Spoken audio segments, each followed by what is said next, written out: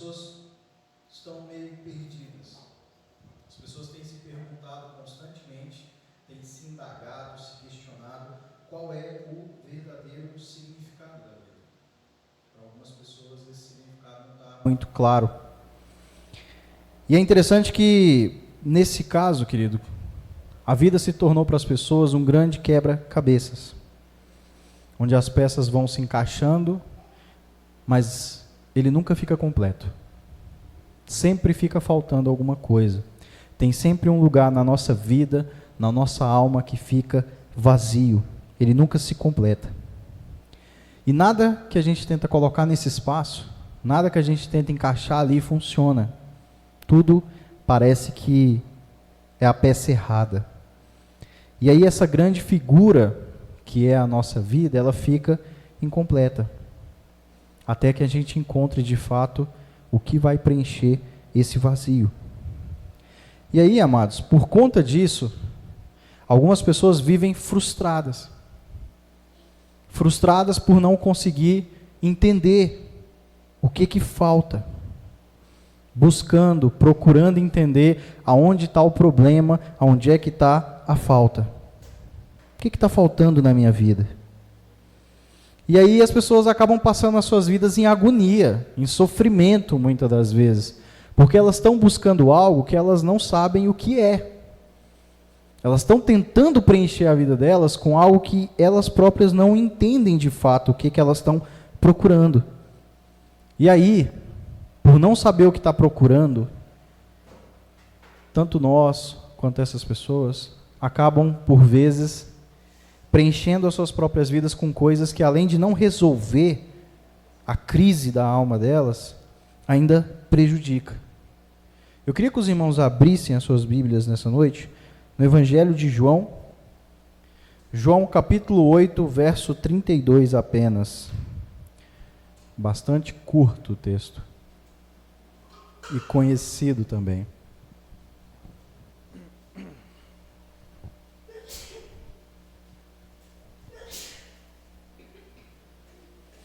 Evangelho de João, capítulo 8, verso 32, amém? Ô misericórdia, né? Eu espero, eu sou paciente. Amém? João 8,32, diz assim o texto: e conhecerão a verdade, e a verdade vos libertará. O tema da palavra dessa noite, querido, é a maior de todas as lacunas. Onde está a peça que falta? É justamente sobre isso que eu quero falar essa noite.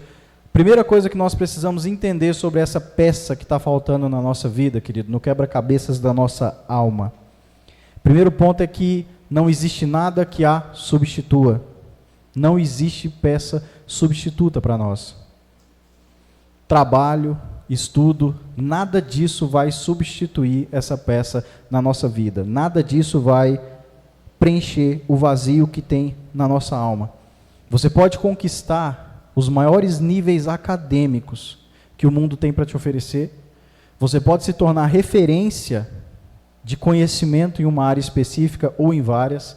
Ainda assim, você se sentirá um ser vazio. Você pode conquistar tudo o que o mercado tem para te oferecer. Tudo.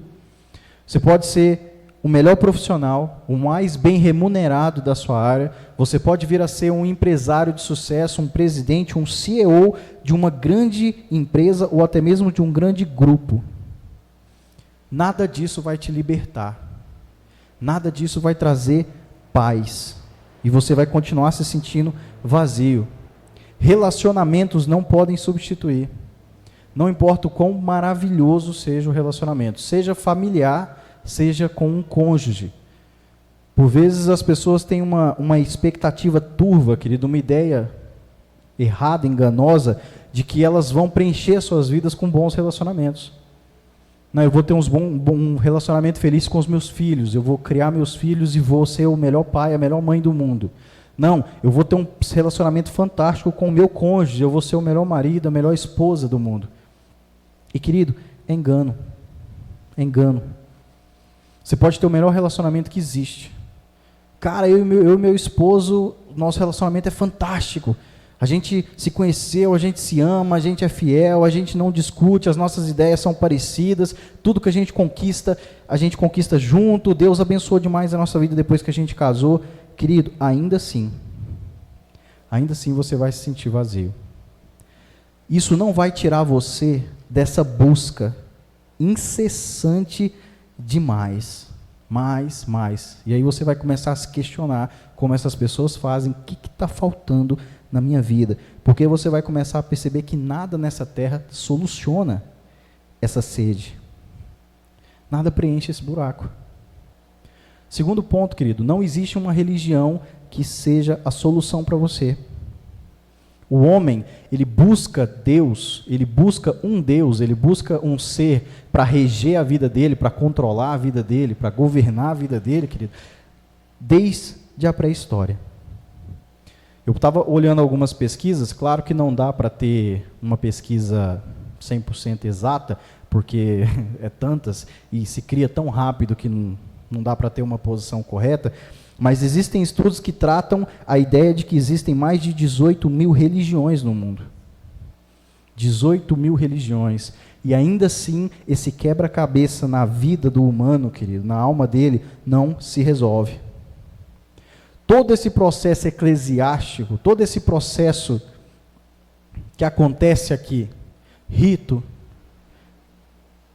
reunião, escala, cara, nada disso vai preencher essa lacuna na vida de alguém. Nada. Absolutamente nada disso vai tirar o ser humano desse buraco tão profundo que o ser humano consegue entrar, sabe, tão escuro, que consegue levar um ser humano ao desespero, que consegue deixar um ser humano em depressão. E a religião não vai resolver. Religiosidade não resolve nada. Nunca vai preencher lacuna na vida de ninguém, porque ela vai sempre basear em troca. A religiosidade por si só ela é uma relação vazia, porque ela continua sendo aquele processo de eu acender vela, para esperar, sei lá, uma manifestação de alguma coisa que faça o desejo do meu coração. Às vezes eu não preciso nem nomear, alguns vai chamar de Deus, outros de santo, outros disso. Eu só preciso ver a manifestação física daquilo que eu estou pedindo. Então é uma relação vazia, ela não vai preencher. Pelo contrário, querido, a religião ela vai aprisionar você. A religiosidade, ela aprisiona. Por que ela aprisiona? Porque eu começo a viver disso. Eu vou no culto porque eu estou na escala. Não, eu vou no GPS porque eu sou do louvor. Não, eu vou participar do Deixa Queimar porque o pastor está lá. Ele vai ficar bravo comigo se eu não for. E aí, querida, a gente vai ficando preso. Aí você sabe o que é interessante sobre a religiosidade? Ela não preenche a sua vida. Ela vai preencher o seu tempo. Você vai ser uma pessoa que vai deixar de ser ociosa. Você vai ter programação na igreja todo dia.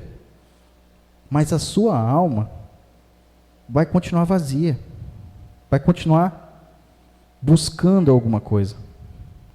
Porque todos os esforços da humanidade, todos os esforços do homem, querido, para conquistar, sempre levou ele à frustração.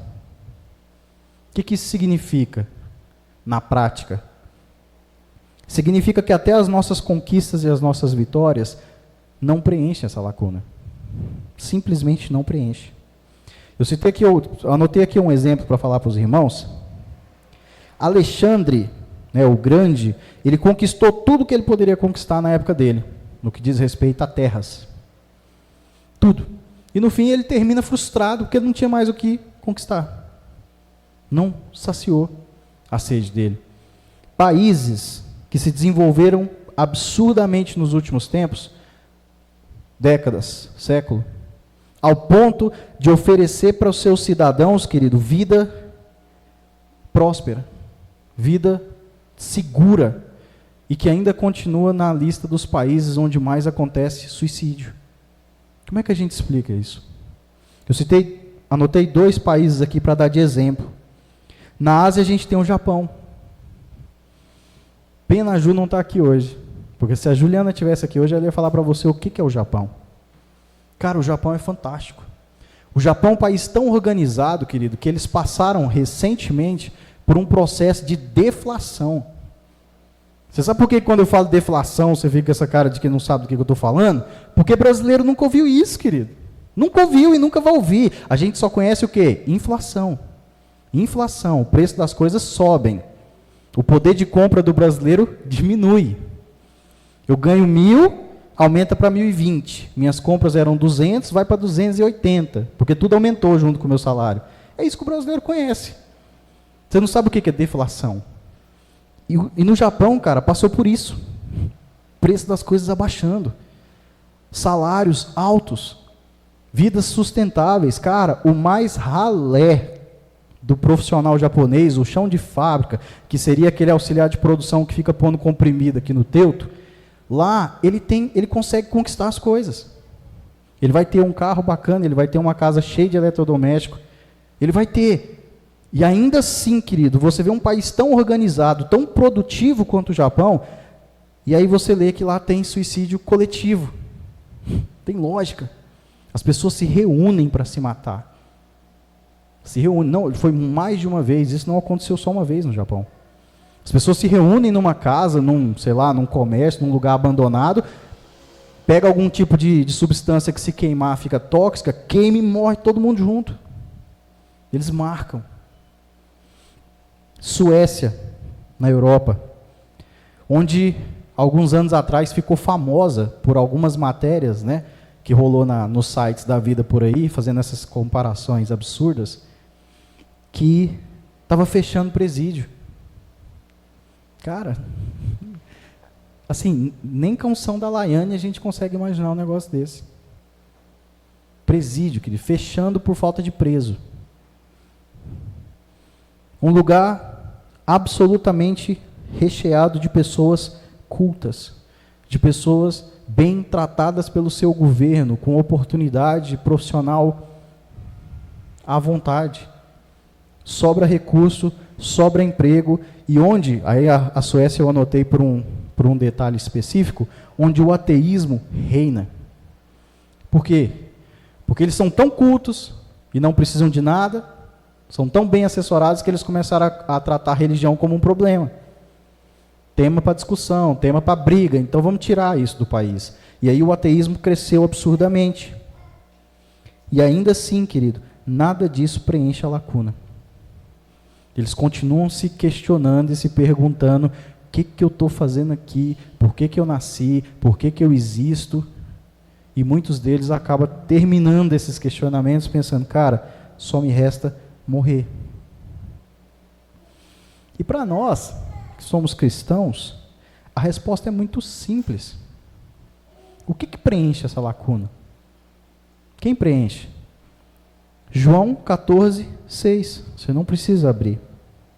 Respondeu Jesus: eu sou o caminho, a verdade e a vida. Ninguém vem ao Pai a não ser por mim. Amados, sem Jesus Cristo, a nossa vida vai ser sempre uma figura incompleta. Sempre. Sempre. Porque um relacionamento íntimo e real com Jesus é o que preenche essa lacuna da nossa alma. É o que preenche essa lacuna da nossa vida. Ele nos traz paz. Ou, ainda mais, Ele é a nossa paz. Ele é a peça. É Ele que falta. Parece simples, mas não é. Porque, por vezes, até nós que estamos dentro da igreja não sabemos reconhecer isso no íntimo do nosso ser. Ele é a peça que falta. Sem Jesus, querida, a sua vida vai se tornar uma vida inútil. Ela vai se tornar uma vida sem propósito. E é por isso que as pessoas vão continuar se matando. Aqui, lá. Não importa se você nasce num país de primeiro mundo. Não importa se você nasce num país com a pior das condições. No fim, sua vida vai ficar sem propósito. Porque não tem Jesus. Com Jesus não tem frustração. Você já percebeu? Quando a pessoa se entrega para Jesus verdadeiramente, querido, não há frustração. Por quê? Porque eu começo a entender quem é Jesus, e aí, consequentemente, eu entendo quem sou eu, e aí, obrigatoriamente, eu começo a viver baseado no propósito que Deus tem para a minha vida, perante esse Cristo que morreu por mim. Então eu não fico mais frustrado. E frustração parece um sentimento simples, parece um sentimento comum, mas pergunta para quem está com depressão. O que é frustração? O que é você acordar de manhã, olhar para si mesmo e falar, cara, eu não sei para que eu existo. Eu não sei por que eu estou aqui. Isso é sério. É um sentimento muito sério. E aí, querida, a gente começa a entender o seguinte, que Jesus é a única resposta para toda essa busca que começou desde a pré-história. Toda essa busca do homem, toda essa agonia do homem de encontrar em alguém um gestor, um rei, um governante, querido, termina em Cristo. Porque ele anula toda a religião, cara. Ele anula. Sabe o que é massa em Jesus, querido? É que ele não é uma religião. Pelo contrário, ele anula toda e qualquer religião, porque tudo começa nele e tudo termina nele. Não é mitologia. Ele veio, ele é real. Ele veio, morreu e ressuscitou. As pessoas tocaram em Jesus. Não é mitologia. Ele é real. E ele é a resposta. Ele é suficiente. Suficiente para nós. Para todos nós. Graças a Deus por isso. E aí, querido, quando eu passo a ter esse entendimento, quando esse entendimento é real na minha vida, ele realmente ali está dentro da minha alma, eu consigo entranhar esse entendimento com o meu ser, querido, eu me alegro. Aí eu me alegro.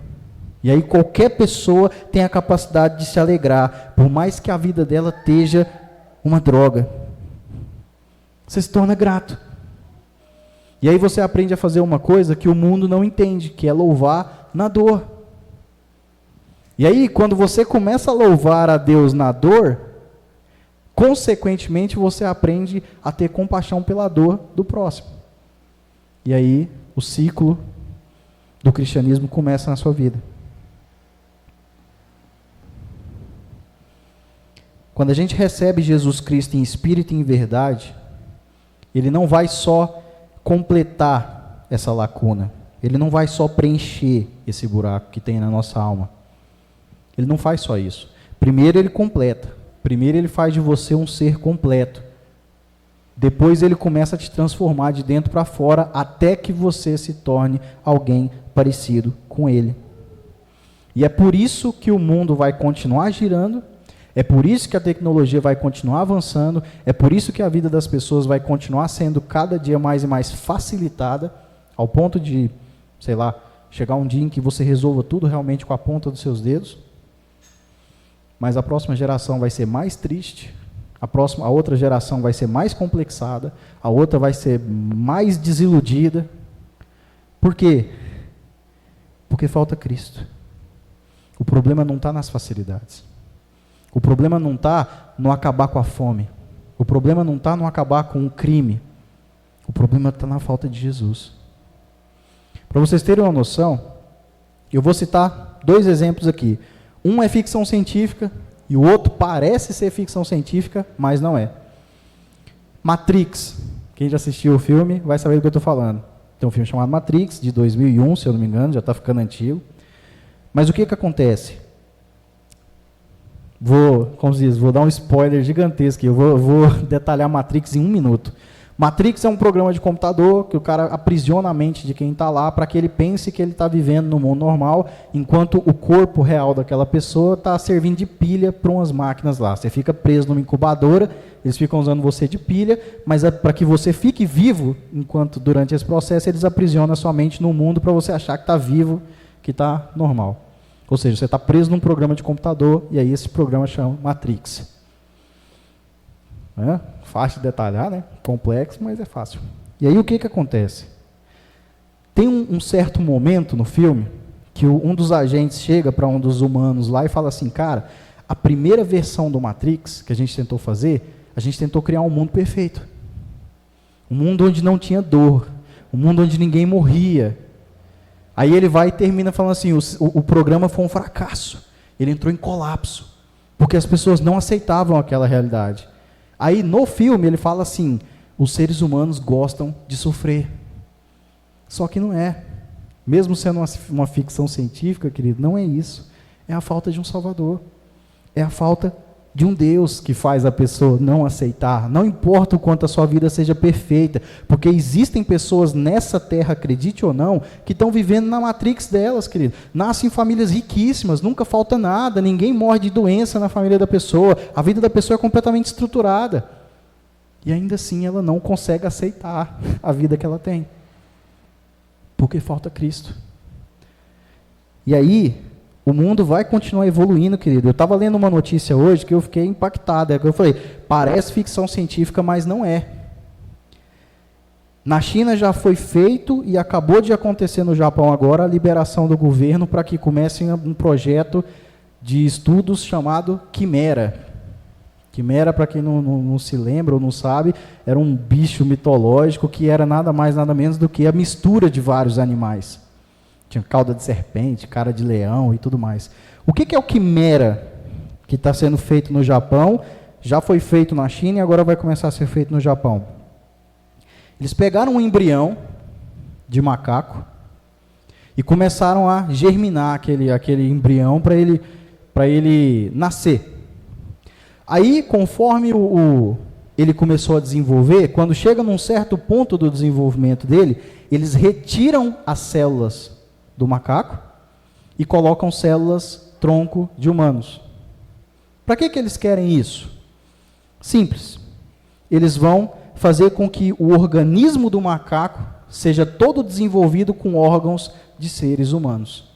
E na China, o processo acabou de ser feito, eles impediram o nascimento da criatura, seja lá qual nome eles vão dar, não deixaram chegar até o final da gestação, mas eles terminaram a tempo de provar a tese deles de que é possível fazer. Por que eles vão fazer isso? Porque eles querem ajudar as pessoas? Não. É porque agora, em poucos anos, a gente vai ter empresas que estão nem aí para a vida das pessoas, para o sofrimento das pessoas, eles querem dinheiro, que vão patentear esse produto, e aí você vai poder comprar órgãos à vontade, porque você não pode fazer clone de humanos e matar, que é assassinato, mas de animal eu posso. Então os animais vão nascer com órgãos humanos, e eles vão deixar lá para o abate, você está precisando de um pulmão? Então vou vender o pulmão. Você está precisando de um rim? Então toma o rim, porque as células tronco dos seres humanos desenvolvem órgãos humanos dentro desse animal. Vai facilitar demais a vida do humano. Talvez chegue um ponto, querido, onde você faça um exame com 15 anos, e a pessoa fala assim, você tem possibilidade de ter uma doença nesse órgão? Já vamos trocar. Só que aí, o que é legal? Que eles não contam, né? O que o pastor pregou domingo. Essas pessoas sofrem na alma.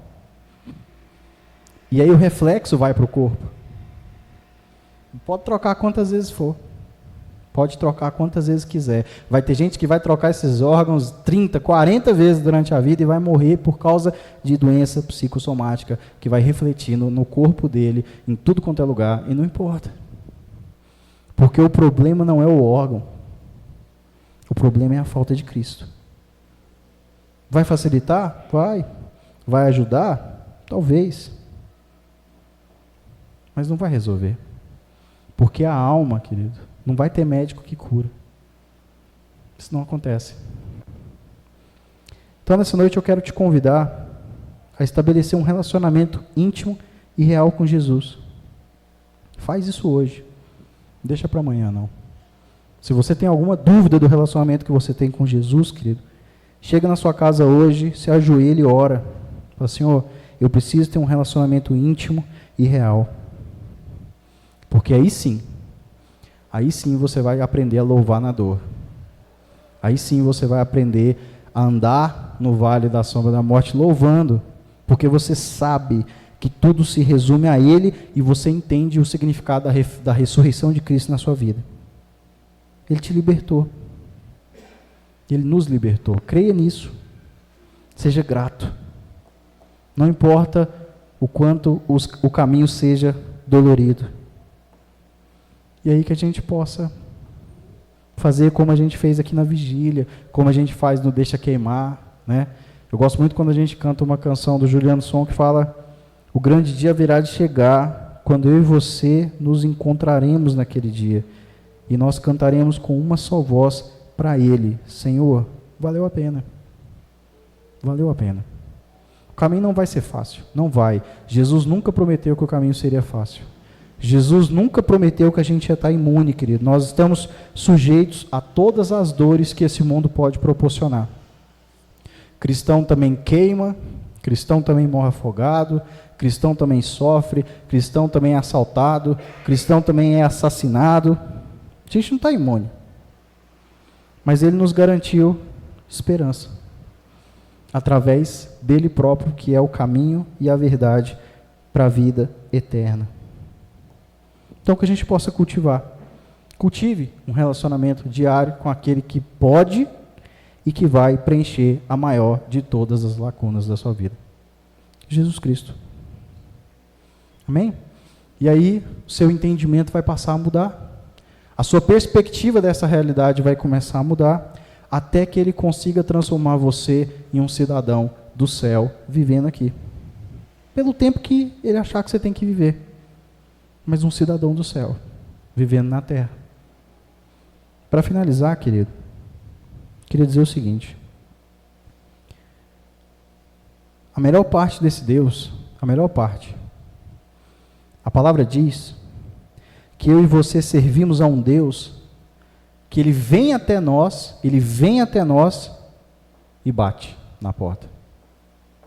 Nós não merecemos Jesus. Nós não merecemos esse Cristo. Não merecemos. Porque Ele poderia ficar sentado no trono dele, aguardando a gente lá ajoelhado, como todo rei faz. Mas a palavra de Deus diz que Ele vem e bate. A gente só precisa abrir. A gente só precisa abrir a porta. Se entregue para esse Deus sem reservas. E eu vou usar a palavra que eu tanto gosto de usar para finalizar: não há privilégio maior do que ser um com esse Jesus. Não há privilégio maior. Continua sendo uma decisão. Amém? Vamos orar.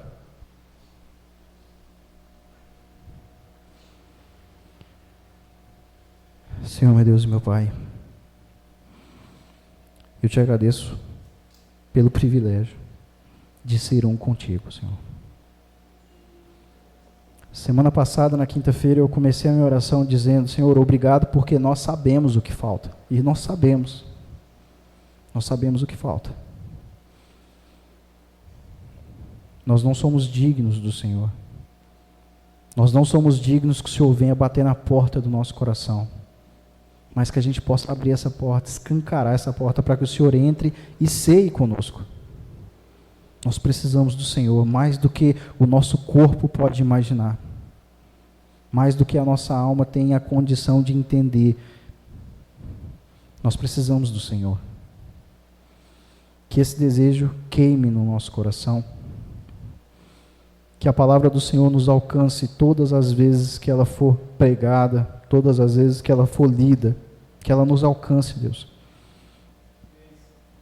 Que nós possamos viver em gratidão por um Deus que já fez, e não esperando um Deus que vai fazer alguma coisa. Nos ajude a sermos um com você. Nós te agradecemos em nome de Jesus. Amém.